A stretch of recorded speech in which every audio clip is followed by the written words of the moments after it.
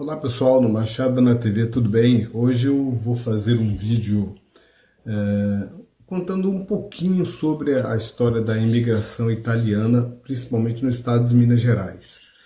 Bom, para a gente entender um pouquinho como ocorreu essa imigração, é preciso lembrar que com o fim do tráfico negreiro e a abolição da escravatura no Brasil, houve uma grande escassez de mão de obra escrava. Isso foi um dos grandes incentivadores dos fazendeiros brasileiros a atrair para o Brasil a imigração de europeus, alemães, espanhóis, até mesmo asiáticos como chineses. Porém, houve uma certa restrição a esses europeus devido ao seu próprio comportamento, né? Devido à expressão da sua nacionalidade. Muitos não obedeciam, muitos eram exigentes. E um dos melhores povos que os fazendeiros brasileiros conseguiram lidar foi com o povo italiano. Muito bem. A Itália, já naquela época, já estava passando por momentos muito difíceis, né? Miséria, falta de terras, com o início da industrialização, isso atrapalhou demais os agricultores de uma forma geral. Anotei aqui algumas coisas, como por exemplo, crise no campo, desemprego. E quando o governo brasileiro, principalmente através dos grandes latifundiários de época, começaram a fazer essa propaganda lá na Europa, eles atraíram muitos imigrantes italianos de várias regiões da Itália para o Brasil. Regiões como, por exemplo, Lombardia, Toscana, Calábria, Úmbria, Campânia, Emília-Romanha e Veneto. E uma coisa interessante que eu pesquisei foi o seguinte: havia os italianos do norte e os italianos do sul. Os italianos do norte, eles eram mais agricultores, enquanto que os italianos do sul eram, na sua grande maioria, operários. Muito bem. Esses italianos foram trazidos para o Brasil de forma até, digamos, indiscriminada, porque haviam agentes que faziam essa negociação, e eles abarrotavam navios, não estavam nem aí, iam abarrotando navios. Obviamente, muitas mortes ocorreram durante essa travessia no oceano. Muito bem, eram abarrotados de italianos, tanto do norte quanto do sul. Mas chegando ao Brasil, os fazendeiros brasileiros, eles perceberam que os italianos do sul, eles não eram muito assim chegados à agricultura. E o pior, eles eram muito agressivos. Enquanto que os italianos do norte já eram agricultores. E isso facilitou a adaptação no Brasil.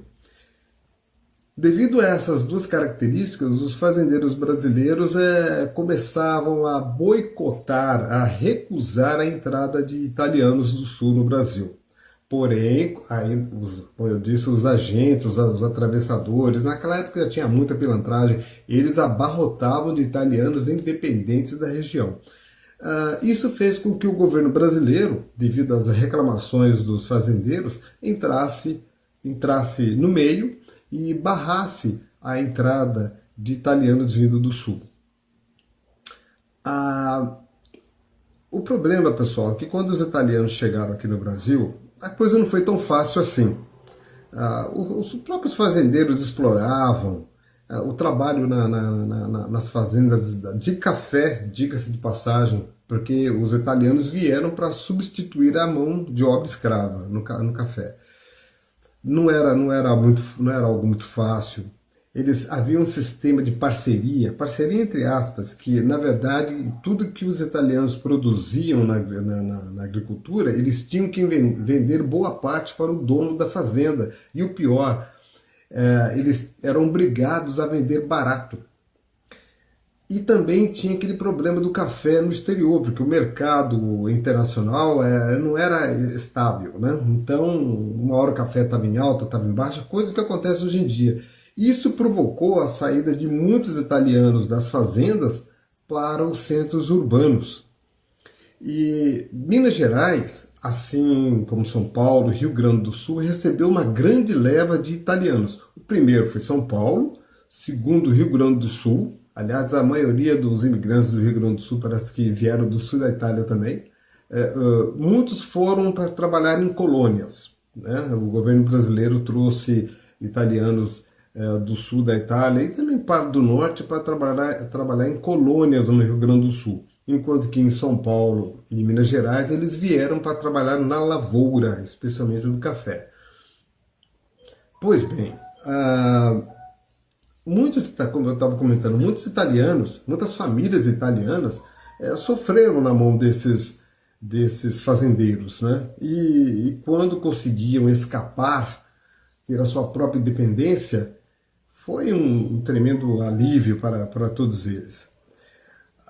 Os italianos foram muito importantes no desenvolvimento do nosso país. Os portugueses também, os alemães também, mas os italianos foram uma grande massa. Aliás, a capital de Minas Gerais, Belo Horizonte, ela existe em si devido à mão de obra italiana, ao trabalho dos italianos. Aí vocês vão dizer assim, mas só italiano? Não, tinha muitos brasileiros ali. Mas os imigrantes italianos ajudaram demais a edificar a capital de Minas Gerais. É interessante que 71,7% dos imigrantes italianos vieram para o Brasil para trabalhar nas fazendas de café. 12,4% foram trabalhar nos centros urbanos. E 1,6% para os núcleos coloniais. Muito bem. Bom, quando eu me referi ao estado de Minas, obviamente eu estou incluindo a cidade de Machado, pois os italianos se espalharam principalmente na região sul, pegando a Zona da Mata, a capital e o restante da região sul do estado. A nossa cidade de Machado teve uma grande leva de imigrantes italianos. E eu fiz uma lista aqui de algumas famílias que eu vou citar agora. Então, se de repente, se você ver esse vídeo e de repente não perceber que está faltando o sobrenome da sua família, desculpe, lamento, mas eu fiz uma pesquisa muito rápida. Mas todas as famílias italianas na nossa cidade foram muito importantes para a nossa colonização, o nosso desenvolvimento. Um grande abraço a todas as famílias italianas, pois eu vou falar algumas daqui. Nós temos os Annoni, Baccoli, Begali, Bellini, Bottazzini, Cavalcanti. Aliás, uma curiosidade, eu fiz uma pesquisa, dizem que os Cavalcantes são a família mais grande no Brasil, pelo menos isso, vamos ver, pode ser. Temos os Cagliari, temos os Caproni, Conti, Codignoli, Corsini, Deleutério, Donini, Dosa, Fadini, Ferri, Gatto, Garrone, Gambi, família Gambi, muito conhecido Machado, que eram proprietários de bares famosos na década de 40 e 50 lá no centro. Juntoli, Leiani, Carlos Leiani, grande jornalista, Milani, aliás, os Corsini e os Milanis, eles colonizaram muito aquele bairro da Conceição aqui.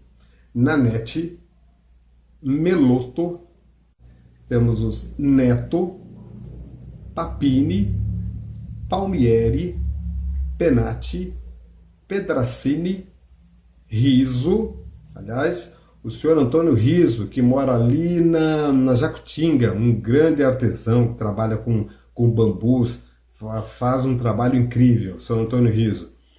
Romanelli, do Valentim Romanelli, foi um grande construtor aqui em Machado, responsável pela Igreja Matriz e outros prédios, assim como também o antigo o Cine Glória, ali na Tiradentes, que passou depois a ser o Recreativo e depois depois se tornou biblioteca e depois demolido a Câmara Municipal, onde está a Câmara Municipal. Serafine, irmãos Serafines, que moram ali na Rua da Máquina. Aliás, na Rua da Máquina, a família Serafine se estabeleceu ali. Signorete, família conhecida do Daqui Machado também, né? Tinha um senhor, não lembro o nome dele agora, ele tinha um apelido, ele costumava tocar viola no alpendre na casa dele, da família Signorete. Todo mundo que passava, isso lá nos anos 50, todo mundo que passava pela rua, lá estava ele tocando a sua viola, legal. Temos os Tardioli, Mazola, Bressani, Dom Hugo Bersani, né? Uma figura muito conhecida aqui em Machado, que aliás é nome de rua aqui, Rua Dom Hugo Bressani. Os Neri, Menguete. Bom, pessoal, esses foram alguns dos sobrenomes que eu anotei, tá? Se por acaso faltou algum, vocês me desculpem, mas é só para dar uma pincelada, para falar rapidamente sobre a colônia italiana no estado de Minas Gerais. Quando eu fiz esse vídeo, de uma forma geral, abrange todas as cidades do nosso estado, principalmente da região sul, tá ok? Então, se eu não fui muito abrangente no vídeo, me desculpe, mas foi só para dar uma pincelada e agradecer a todas as famílias italianas que vieram para cá e ajudaram a nossa cidade a crescer e ser o que hoje é e o que ainda vai se tornar.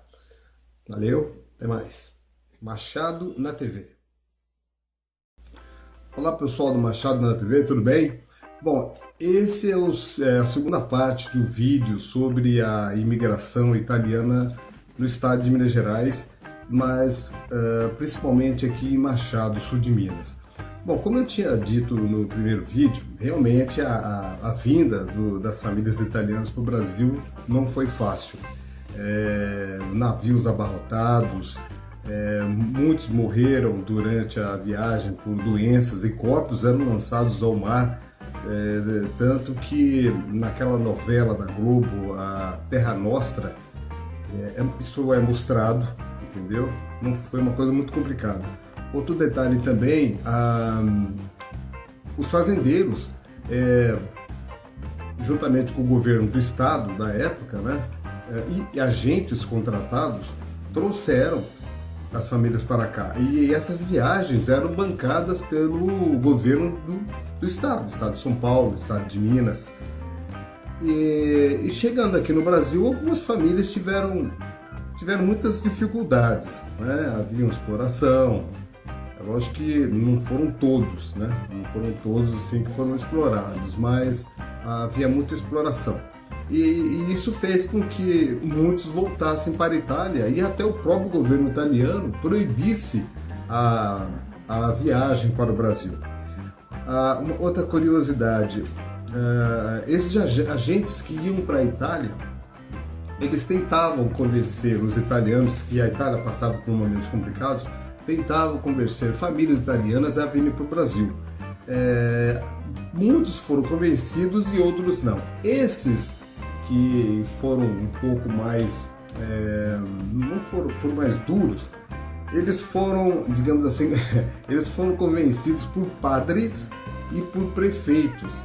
Só que esses padres e prefeitos, eles eram pagos, eles recebiam dinheiro dos agentes para convencer essas outras famílias italianas que não queriam vir para o Brasil. E todos eles saíam do porto de Gênova, cidade onde nasceu Cristóvão Colombo. Muito bem, no primeiro vídeo algumas pessoas reclamaram pelo fato de eu não ter citado o nome de algumas famílias. Eu vou citar o nome de algumas famílias aqui e todos foram nomes assim que eu tirados do livro do saudoso Dr. Ricardo Rebelo, que fez uma pesquisa de 15 anos sobre a nossa região e a nossa cidade. Bom, as famílias italianas que eu vou comentar são essas aqui. Vamos lá. Alberti, Arizo, Bianchini, Baldan, Baldini, Battagini, Bottazini, Brugnolo, Cagliari, Cioffi, Cremonini, Crepaldi, Di Ambrosi, Dolci, Ferracioli, Leone, Luca, Malagoli, Mantocani, Monterani, Manzialarda, Matteo, Mesavilla, Mesetti, Minghetti, Montevecchi, Nardini, Nicolini, Pagliarini, Pegorani, Pratesi, Romanelli, Rabelo, Rebelo, Rospin, Rossetti, Savini, Savioli, Scalco, olha aí, família Scalco, que andaram reclamando, que eu esqueci, Scalenghi, Seleghini, Tellini, Todescati, Todescato. A minha dúvida é com relação... Tem alguns nomes aqui que eles se parecem. Por exemplo, se toda a família Todescati e família Todescato. Eu não sei se são famílias diferentes ou se houve um erro na grafia